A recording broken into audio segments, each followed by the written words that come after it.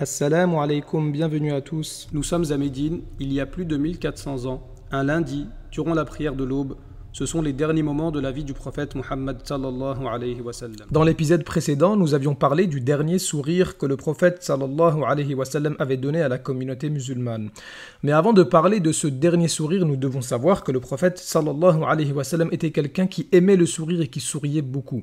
Jabr ibn Abdillah rapporte: le messager d'Allah sallallahu alayhi wa sallam ne m'a jamais regardé sans me sourire. Et s'il existe plusieurs proverbes qui font les éloges et l'importance du sourire, c'est le prophète sallallahu alayhi wa sallam qui en a fait le plus, car quelle religion en dehors de l'islam fait du sourire une bonne action? Il dit alayhi salatu wassalam, le fait que tu fasses un sourire en face de ton frère est une aumône. Et le prophète alayhi salatu wassalam a fait encore plus que cela. Un jour, un homme l'a attrapé violemment par son vêtement en lui demandant une aumône, une vraie aumône, de l'argent. Le prophète alayhi salatu wassalam lui a alors donné 2 aumônes. Il lui a donné tout d'abord de l'argent, ce qui constitue une première aumône, et il lui a ajouté une deuxième aumône qui était son sourire. Comment donc ne pas aimer celui qui avait le meilleur des comportements, celui qui a pensé à toi, à moi, ainsi qu'à tous les musulmans, lorsqu'il dit alayhi salatu wassalam, j'aurais aimé rencontrer mes frères. Les compagnons demandèrent, ne sommes-nous pas tes frères? Il répondit, vous êtes mes compagnons, et mes frères sont ceux qui croiront en moi sans m'avoir jamais vu. De même, il dit, alayhi salatu wassalam, ceux de ma communauté qui m'aiment le plus sont des gens qui vont venir après moi. L'un d'eux aurait aimé donner sa famille et son argent pour me voir.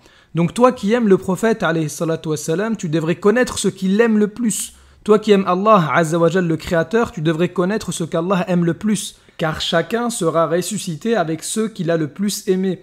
Donc si c'est le prophète, alayhi salatu wassalam, qu'on aime le plus, on sera avec lui au jour de la résurrection. Mais comment aimer réellement Allah et son messager sans savoir ce qu'ils ont le plus aimé? Donc quelle est cette chose qui est la plus aimée par Allah et son messager? La réponse est donnée dans le hadith suivant.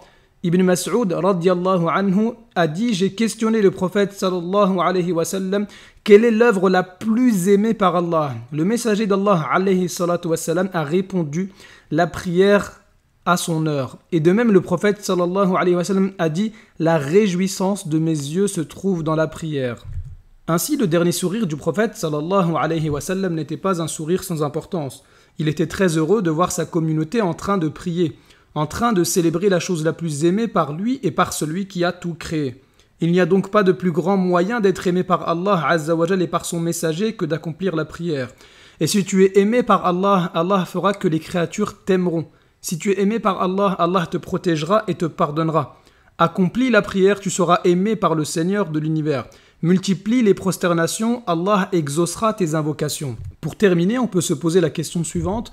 Pourquoi la prière est la chose la plus aimée par Allah et par le prophète? Pourquoi est-elle obligatoire 5 fois par jour? Et que contient-elle de si important? يسبح لله ما في السماوات وما في الأرض الملك القدوس العزيز الحكيم هو الذي بعث في الأميين رسولا منهم يتلو عليهم